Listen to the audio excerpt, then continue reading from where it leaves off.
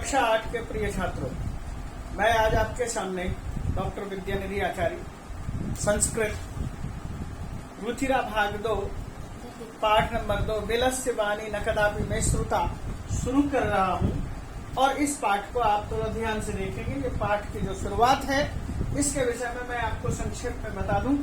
ये जो कहानी है, कहानी पंचतंत्र नाम की पुस्तक से ली गई है और पंचतंत्र ईसा पूर्व 5वीं शताब्दी तक समाज में प्रचलित हो चुकी थी। पंचतंत्र में 5 चैप्टर हैं: मित्र भेद, मित्र संप्राप्ति, काकोलुकीयम, लब्धांक प्रणाश और अपरीक्षित कार्यक्रम। इसके अंदर लगभग 900 श्लोक और 70 कथाएं। ये तो रही पंचतंत्र की बात। इसको लिखा श्री पंडित विष्णु शर्मा।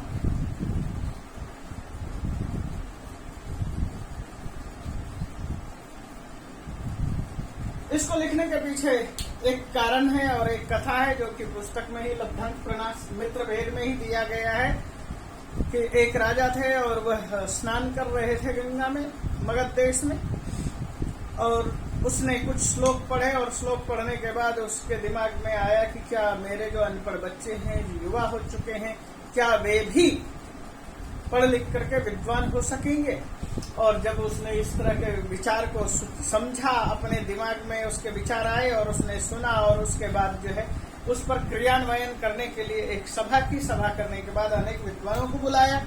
अनेक विद्वानों को बुलाने के बाद अपनी बातें रखी और उसके बाद जब कोई भी विद्वान उसे उनके बच्चों को शिक्षित करने में संभव तैयार नहीं हो सका, तब पंडित विष्णु शर्मा ने कहा कि मैं आपके बच्चों को 6 महीने के अंदर विद्वान बना दूंगा। और उस 6 महीने के अंदर विद्वान बनाने के लिए उन्होंने नीतिगत श्लोक जो कि रामायण, महाभारत, पंच और क्या कहते हैं विदुर नीति, मनुस्मृति, चाणक्य नीति और जगह जगह के जो श्लोक थे उन श्लोकों को उद्धृत किया और उनको जो है माध्यम बना करके उन्होंने कथा रची। कथा रच करके पशु पक्षियों की कथा के माध्यम से उन्होंने शिक्षा देने का प्रयास किया और उस कथा को आप चित्र के रूप में आप देखें पहले, उसके बाद हम पाठ शुरू करते हैं।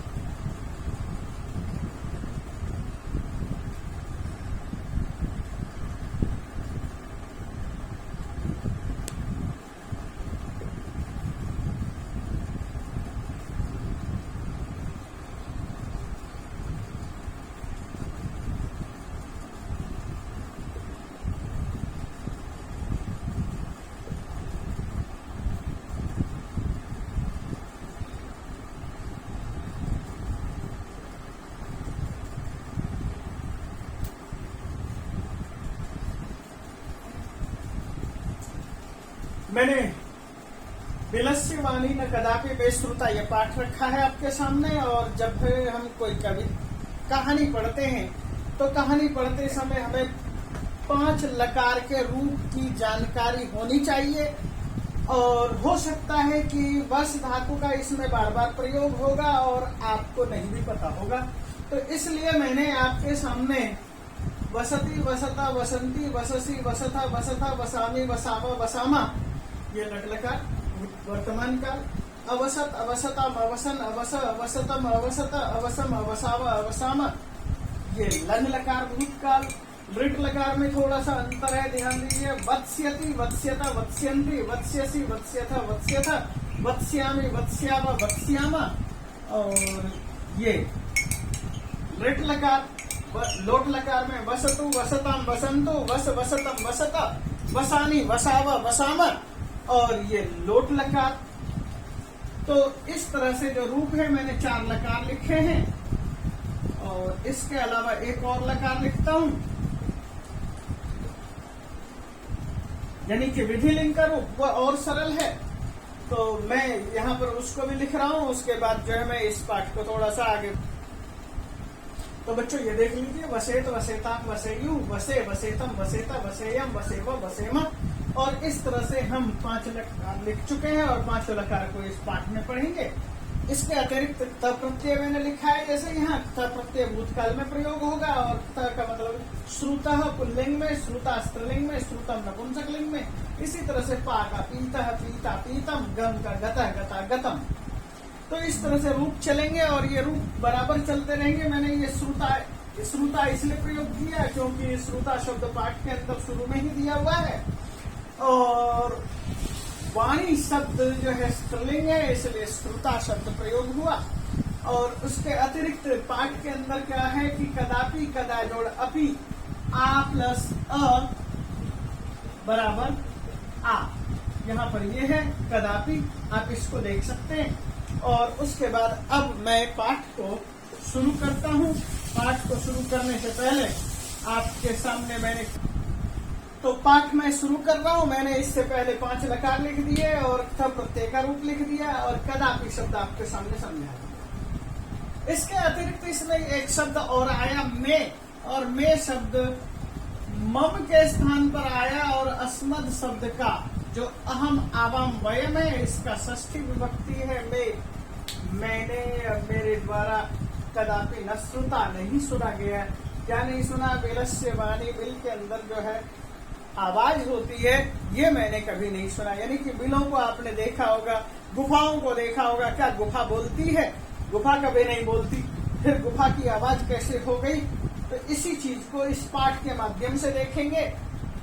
और पाठ देखना शुरू करते हैं। कस्मिश्चित बने, कस्मिश्चित, ध्यान दीजिएगा, कस्मिन प्लस चित, और दोनों को मिला दिया कस्मिश्चित।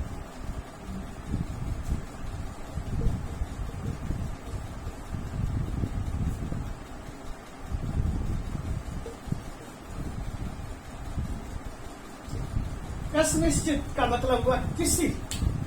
कस्मिन शब्द है, किम शब्द का सप्तमी विभक्ति का रूप है। ये मैंने बहुत पहले ही आपको शुरू में बताया था। और कस्मिश्चित बने, जब भी हम किसी स्थान का नाम लेंगे तो वहां पर सप्तमी विभक्ति का प्रयोग होगा। और सप्तमी विभक्ति का प्रयोग किया किसी स्थान विशेष है या वन विशेष है, ग्राम विशेष है, नगर विशेष है, सब जगह सप्तमी विभक्ति का प्रयोग करेंगे। कस्मिश्चित बने, किसी स्थान पर, किसी वन में। किसी वन में क्या चीज है? खर नखर नाम सिंह, एक सिंह रहता है। सिंह का नाम है खर नखर। ध्यान दीजिए, इस शेर का नाम है खर नखर, यानी कि उसका नाम क्या है? खर और नखर। नाम नामनी, जैसे आपसे पूछा जाता है भगवता नाम किम, आपका नाम क्या है? और उसके बाद आप बताते हैं मम नाम धनंजय, मेरा नाम धनंजय है। भवता कुत्र वससि, आप कहाँ बसते हैं? आप बताते हैं अहम ग्रामे वसामि, अहम नगरे वसामि, अहम उपनगरे वसामि। तो खर नखर कुत्र वसति, खर नखर वने वसति। अब यहाँ पर एक शब्द और आया, प्रतिवसति। प्रतिवसति, जैसे मैंने आपके सामने वसति शब्द का रूप लिखा। प्रतिवसति मतलब रहता है, और स्म लगा दिया गया है। स्म का मतलब है लटस्मे, यानी लट लकार के साथ स्म प्रत्यय लगाने के बाद वह भूतकाल का प्रयोग हो जाता है। तो रहता था, क्या रहता था? सिंह रहता था। सिंह प्रतिवसति स्म, शेर रहता था। स कदाचित इतस्ततः परिभ्रमण, स मतलब कौन? सह सिंह। कदाचित कहीं, परिभ्रमण घूमते हुए।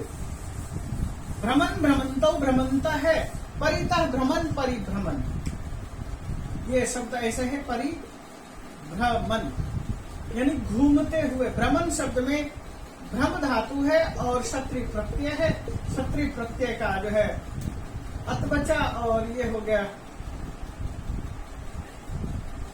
भ्रमण। पुल्लिंग है, शेर पुल्लिंग है, इसलिए भ्रमण शब्द का प्रयोग हुआ। यदि स्त्रीलिंग होता तो भ्रमंती लिखते। अब भ्रमण शब्द का रूप चलेगा और भ्रमंती शब्द का रूप चलेगा। गच्छन गच्छन्तो गच्छन्ता गच्छन्तम गच्छन्तो गच्छन्ता गच्छता गच्छद्भ्याम, इस तरह से, और इसका भ्रमंती भ्रमंत्यो भ्रमंतिया नदी की तरह से रूप चलेगा।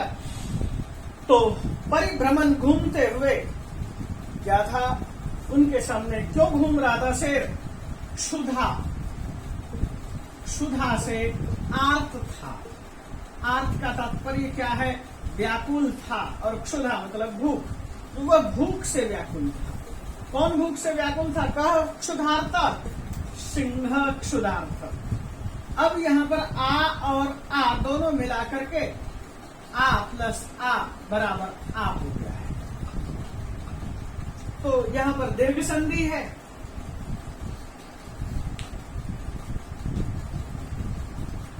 तो ये चीज आपको शायद समझ में आ गया होगा। न किंचित अपि आहारम प्राप्तवान, किंचित अपि, किंचित कुछ भी, किम प्लस चित, ये मैंने किम का मतलब कुछ और प्लस चित याद लगा हुआ है, किंचित बना दिया है दोनों मिला करके, और अपि शब्द का प्रयोग है प्लस अपि, और ये ता को द में बदल दिया। ये ठीक ऐसे ही है, सत जोड़ आनंद सदानंद। जब आप संधियों को पढ़ेंगे आगे चल करके तो आपके सामने ये संधि रखी जाएगी और बताया जाएगा कि किस तरह से इसका प्रयोग होता है। मैं एक एक उदाहरण देकर के आगे बढ़ रहा हूँ। आहारम प्राप्तवान, आहार पाया। आहार का मतलब होता है भोजन और प्राप्तवान का मतलब पाया, यानी कि सबसे पहले न का प्रयोग है। प्राप्तवान ये शब्द है प्र प्लस आप्त, प्राप्त। इसको भी मैं यहाँ पर लिख दे रहा हूँ, इस चीज को ध्यान से देखना है। प्र प्लस आप और प्लस तवतु। अब तवतु का तवत बचा, ये बन गया प्राप्तवान। पुल्लिंग में, स्त्रीलिंग में प्राप्तवती। गतवान गतवती, नतवान नतवती, प्राप्तवान प्राप्तवती। तो कह क्षुधार्ता आसीत् सिंह क्षुधार्ता आसीत्, कह किमपि न लभत अलभत सिंह किमपि न प्राप्तवान। शेर ने कुछ नहीं पाया, और ये जो प्राप्तवान का प्रयोग है भूतकाल अर्थ में था, प्राप्त किया। ये तवतु प्रत्यय था अर्थ में प्रयोग होता है, भूतकाल में प्रयोग होता है। ततः सूर्यास्त समय, सूर्य प्लस अस्त, सूर्यास्त समय, सूर्य जोड़ अस्त, ये भी आप देख सकते हैं। यहाँ पर संधि किस तरह की है? सूर्य प्लस अस्त। अ और अ दोनों को मिला करके आ किया है सूर्यास्त। सूर्यास्त समय, सूर्यास्त के समय एकाम महतिम गुहाम दृष्टवा स अचिंतयत। एकाम एक, महतिम बहुत बड़ी, गुहाम गुहा, गुहा का मतलब गुफा को दृष्टवा, यह सब जगह द्वितीय विभक्ति का प्रयोग है। महतिम गुहाम द्वितीय विभक्ति, तो बड़ी गुफा थी उसको देखा, दृष्टवा, और स अचिंतयत वह विचार करने लगा। दृश्य धातु के साथ तो आप प्रत्यय है, दृष्टवा देखकर। इसके अतिरिक्त अचिंतयत है, विचार किया यानी सोचा। चिंत धातु है, चिंतयति, और लंग लकार का रूप है, भूतकाल का रूप है। अचिंतयत विचार किया। मैंने इससे पहले थोड़ी देर पहले अवसत, अवसताम, अवसन लिखकर दिखाया। ठीक उसी तरह से अचिंतयत, अचिंतयताम, अचिंतयत। तो ये जो है आपके सामने रूप आप रख दिया। तो इसमें उसने क्या विचार किया, अब उस विचार को आपके सामने रख रहा हूं। विचार ये है, शेर अब विचार कर रहा है। नूनम एतस्याम गुहायाम रात्रौ कोपि जीवः आगच्छति। नूनम निश्चित रूप से, हम इस पाठ को जो पढ़ रहे हैं, इस पाठ में हम अव्यय पढ़ेंगे। अव्यय शब्द, और अव्यय शब्द है नूनम। नूनम का मतलब है निश्चित रूप से।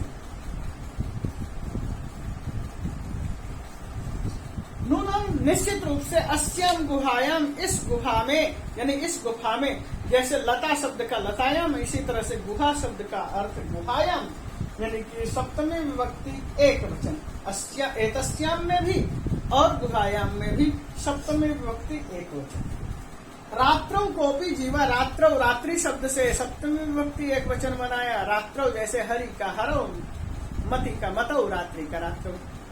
तो रात्रि में यानी रात के समय कोपी जीवा, कोई जीव आगच्छति आएगा।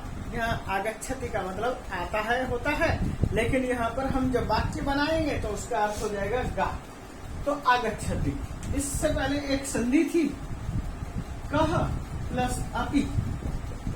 इस संधि को देखिए, ये जो विसर्ग है, इस विसर्ग के बदले में ऊ हो गया, या आप ये कहो कि ओ हो गया। शॉर्टकट में चले तो विसर्ग से र बना, र से ऊ बना, ऊ से ओ हो गया। अ की वजह से अ इधर है, इसलिए विसर्ग को ओ हो गया, तो ये बन गया को। और अ के बदले में की जगह हुआ तो ये हो गया अपि। अब जिस सूत्र के माध्यम से, जिस नियम के माध्यम से विसर्ग को ओ बनाया, उसी नियम के माध्यम से ये कहा गया कि ओ के बाद यदि अ है तो उस अ को हटा दो, तो ये बन गया कोपी।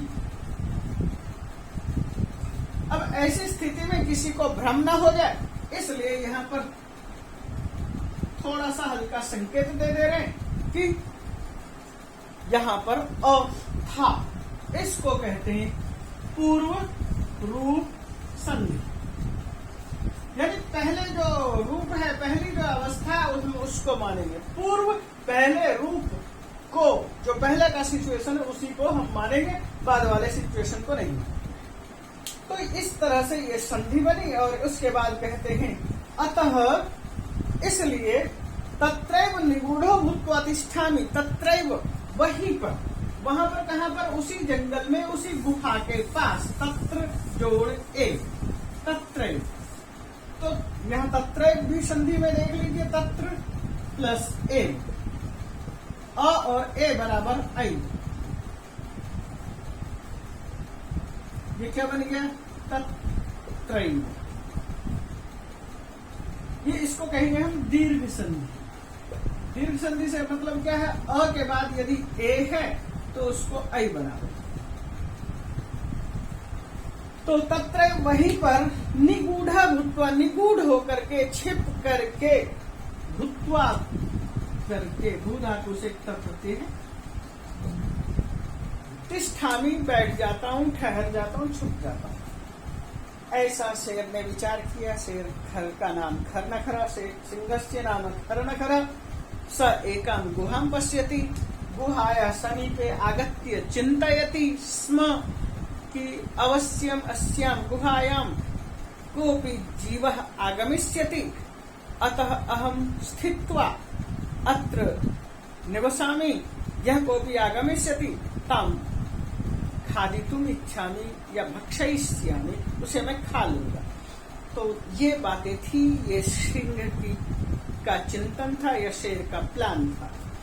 आगे के पैराग्राफ में देखते हैं। आगे का पैराग्राफ कहता है एतस्मिन अनंतरे, तो एतत् शब्द का यहाँ पर सप्तमी विभक्ति है। एतस्मिन, मैंने तब का तस्मिन, स का तद का रूप मैंने लिखाया है, या आप किताब में देख सकते हैं, या दोबारा से मैं कभी लिखवा दूंगा। तस्मिन, एतस्मिन, तत् का तस्मिन, एतत् का एतस्मिन। एतस्मिन अनंतरे, और उसी के कुछ क्षण बाद, गुहाया स्वामी, गुफा का स्वामी। गुहाया षष्ठी विभक्ति एक वचन है, गुहाया गुहा का, ध्यान दीजिए। ये ठीक उसी तरह से लताया षष्ठी विभक्ति, तो जैसे लताया लता का, गुहाया गुहा का। स्वामी मतलब मालिक। दधिपुच्छ, उसका नाम है दधिपुच्छ। और श्रीगाल समागच्छत, श्रीगाल आ गया। श्रीगाल का मतलब गीदड़, ये है श्रीगाल। आप इसको हिंदी में कह सकते हैं सियार, गीदड़, आप इस तरह का प्रयोग कर सकते हैं। तो वहां पर सम प्लस आगच्छत समागच्छत, ये एक ये शब्द है, सम प्लस आ प्लस अगच्छत। अगच्छत अगच्छत अगच्छन रूप चलता है, जैसे अवसत अवसत तो अवसन, तो ठीक उसी तरह से समागच्छत आया। कौन आया? कहा आगच्छत? गुहाया स्वामी आगच्छत। कुत्र आगच्छत? गुहाया समीपे आगच्छत। तस्य नाम किम? तस्य नाम दधिपुच्छ। स च यावत् पश्यति, सह कह दधिपुच्छ, यावत् पश्यति जब देखता है, तावत् तब। सिंह पद पद्धति। अच्छा, यहाँ पर एक अव्यय पद था, जो मैंने अव्यय लिखा था, यावत् और तावत्, ये भी अव्यय है।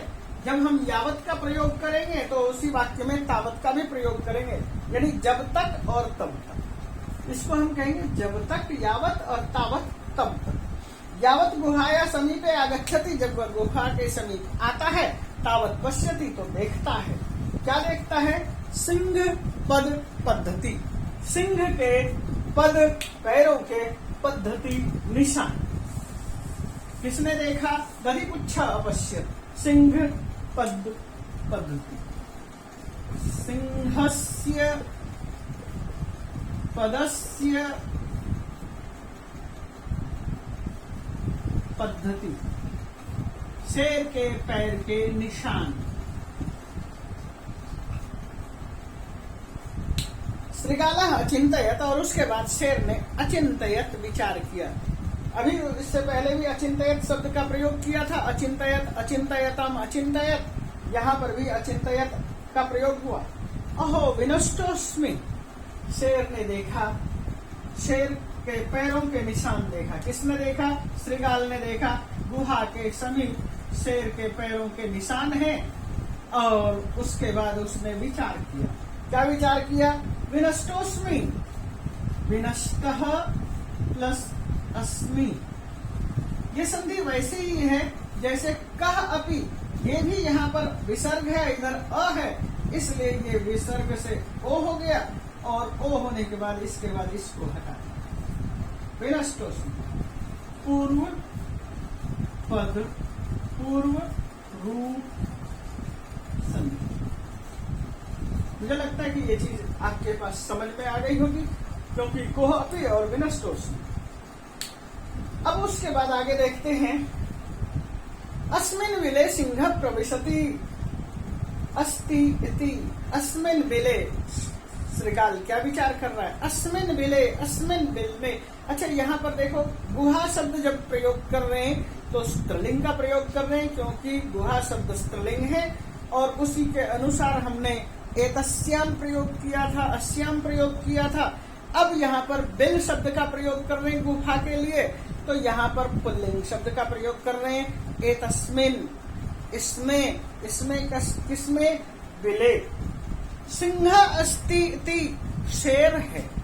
अस्ति का अर्थ आपको सबको मालूम है कि है, और अस्ति के बाद देखिए यहाँ पर अस्ति प्लस इति, यहाँ पर क्या हुआ? ई प्लस ई बराबर दीर्घ, अस्ति, यानी कि निश्चित रूप से यहाँ शेर है, ऐसा तर्कयामी, तर्क करता हूं। तो ये रूप कैसे चलेगा? तर्कयति, तर्कयतः, तर्कयन्ति, अस्ति इति है। तो ये जो अस्ति इति था, इसको देख लिया। उसके बाद तर्कयामी, मैं तर्क करता हूँ, मैं विचार करता हूँ, विश्लेषण करता हूँ, चिंतन करता हूँ, मनन करता हूँ। क्या चिंतन मनन कर रहा है? ऊहापोह करना। तर्क का मतलब होता है ऊहापोह करना, प्रश्न उठाना और प्रश्न का उत्तर देना। वह प्रश्न उठा रहा है, तर्कयामी, तत्किम करवानी, तो मैं क्या करूं? निश्चित रूप से इस बिल में कोई शेर है, तो मुझे क्या करना चाहिए? क्री धातु का लोट लकार का आत्मनेपद एक वचन में रूप है करवाणी, करनी। पठ का होता पठानी, बस का होता वसानी, तर्क का होता तर्कयानी। तो यहाँ पर है करवानी, करूं। क्या करूं? एवं विचिंत्य, इस प्रकार से विचार करते हुए, जब वह ऐसा विचार कर रहा था, विचार करने के लिए विचिंतयति, जैसे ये तर्क था, वि उपसर्ग है, चिंत धातु है और यह प्रत्यय है, विचिंत्य। ऐसा विचार करके, जब वह ऐसा विचार कर रहा था तो क्या हुआ, दूरस्थ, दूर से ही, तो दूरस्थ शब्द कैसे है, गृह स्थित गृहस्थ, दूरे स्थित दूरस्थ, वने स्थित वनस्थ, संन्यासे स्थित संन्यासस्थ, ब्रह्मचर्याश्रमे स्थित आश्रमे स्थित आश्रमस्थ। तो इस तरह से प्रयोग करेंगे, दूरस्थ, दूर से ही, रवम कर्तुम आरब्धः, कहा रवम कर्तुम आरब्ध, रवम, रवम का मतलब है शोर, शोर करने लगा।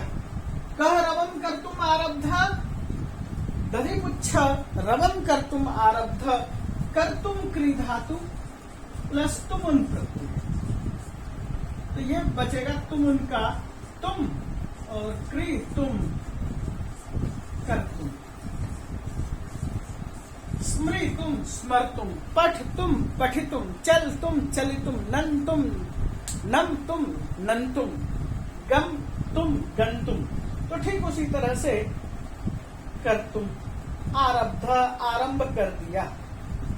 किम न स्मरसी, क्या तुझे याद नहीं है, ये वर्तमान काल का प्रयोग है। क्या गुफा से कह रहा है, जोर जोर से बोलते हुए आ रहा है और कह रहा है, किम न स्मरसी, क्या तुझे याद नहीं, क्या याद नहीं, यन मया त्वया सह समय कृत, मैंने तेरे साथ एक समय निर्धारित किया है, मैंने तेरे साथ एक प्रतिज्ञा निर्धारित की है। समय निर्धारित करने का तात्पर्य क्या है, प्रतिज्ञा की है। क्या प्रतिज्ञा की है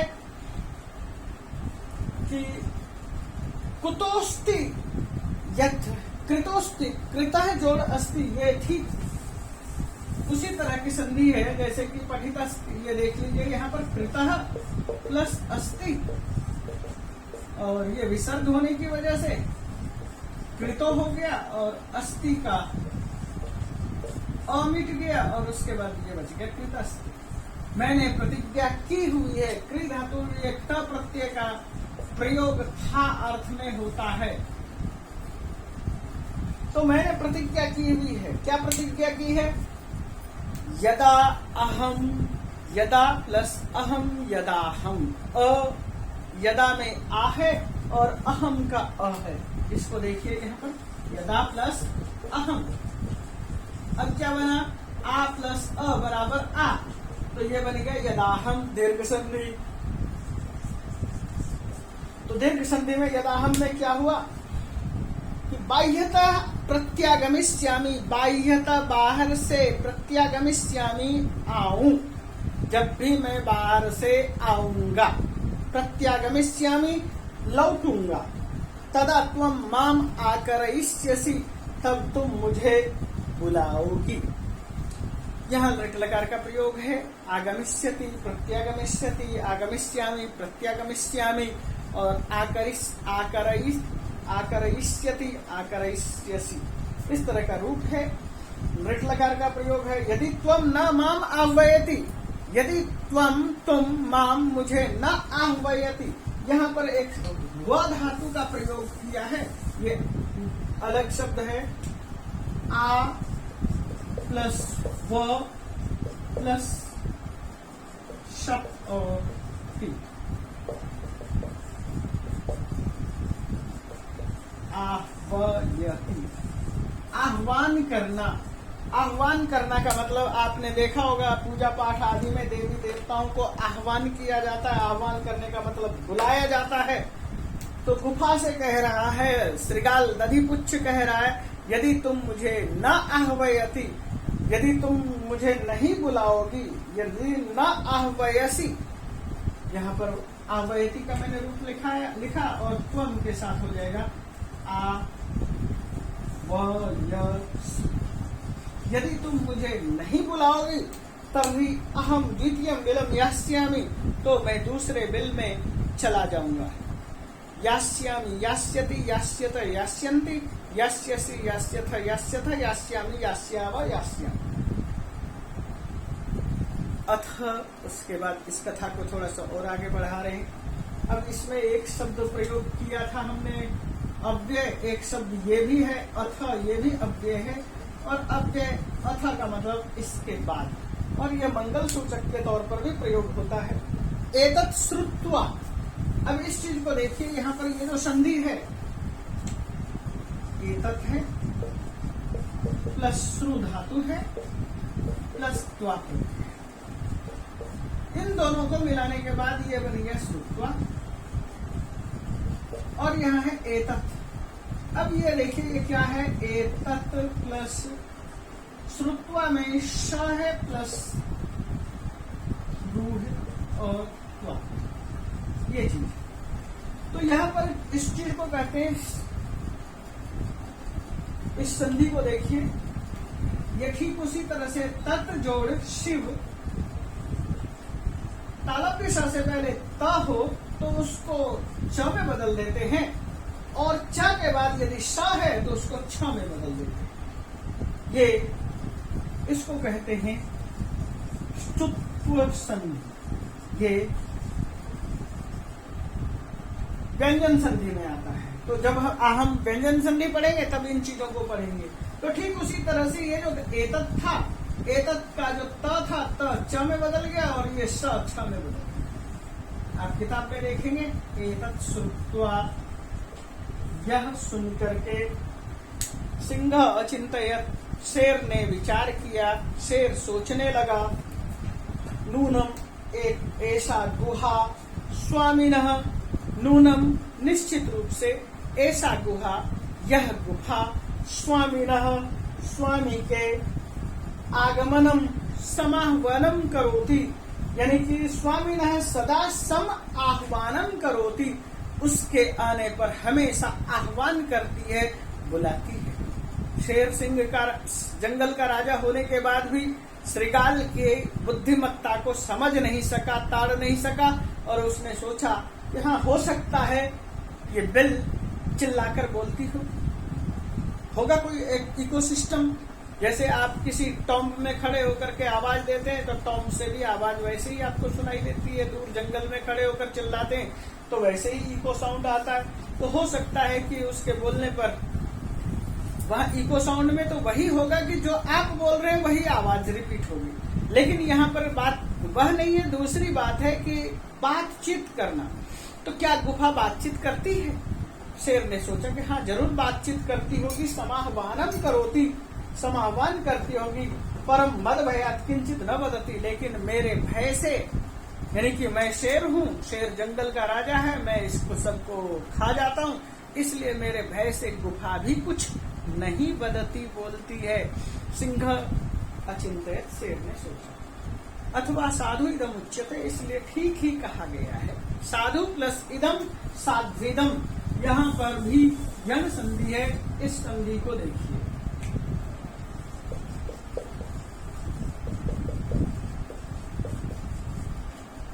ऊ को हमने बनाया व, और ये बचा था सा, ध आधा, और ऊ को बनाया व, और इधर ये व भी आधा है, इधर से इदम को मिला दिया और दम, साध्विदम। ये ठीक उसी तरह से है सु प्लस आगतम, स्वागत।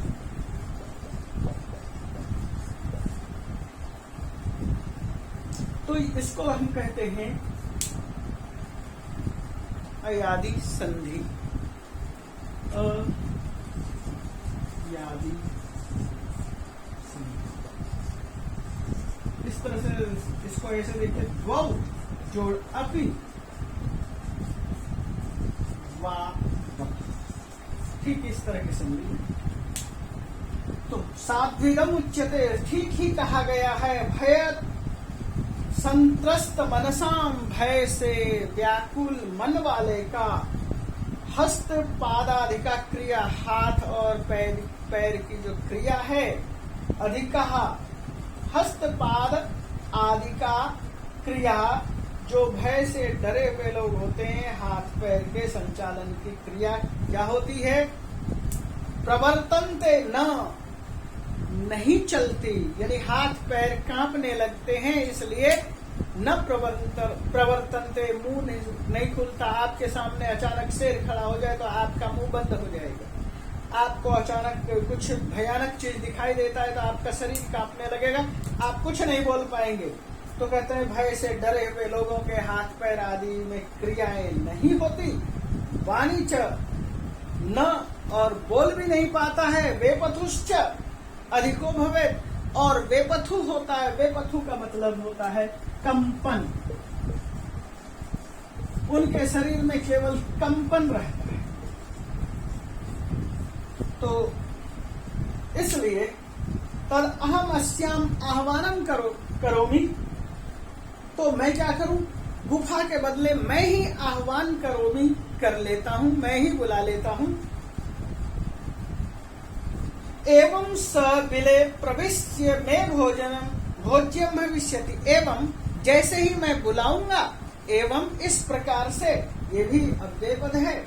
स बिले प्रविश्य, वह बिल में प्रवेश करके, प्र उपसर्ग है, विष धातु है और लियप प्रत्यय। ये देखिए, प्र विष और लियप। जैसे ही मैं उसको बुलाऊंगा और वह प्रवेश करेगा, उसके प्रवेश करते ही मैं उसको भक्षयिष्य, खा जाऊंगा। भोज्यम भविष्यति, वह मेरा भोजन हो जाएगा। भविष्यति लट लकार का प्रयोग। इत्थम विचार्य, इस तरह से विचार करने के बाद, सिंह शेर सहसा अचानक, श्रृगालस्य शेर के, गीदड़ को आह्वानम अकरोत, आह्वान किया, यानी आवाज दे दी, बुला लिया। श्रृगाल ने सोचा था कि यह मेरा आह्वान करेगा, मुझे बुलाएगा, लेकिन शेर ने ठीक वैसा ही किया।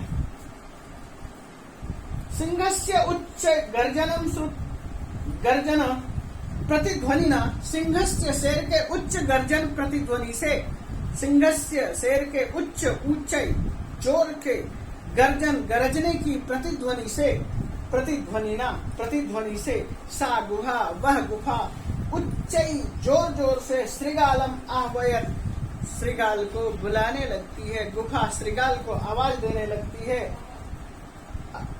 अनेन अन्य पशव, इससे और जो दूसरे जंगल में रहने वाले पशु थे, बहुत सारे पशु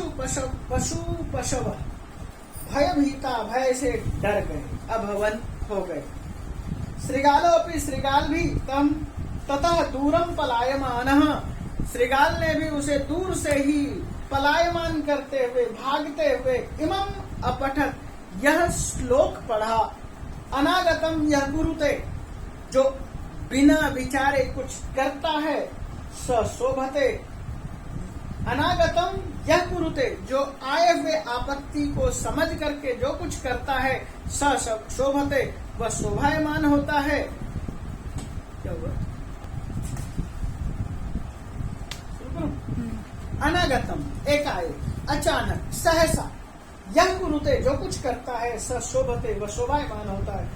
स्वच्छते, और वह शोक को प्राप्त, यानी चिंतनीय होता है, विचारणीय होता है, वह चिंतन करता है।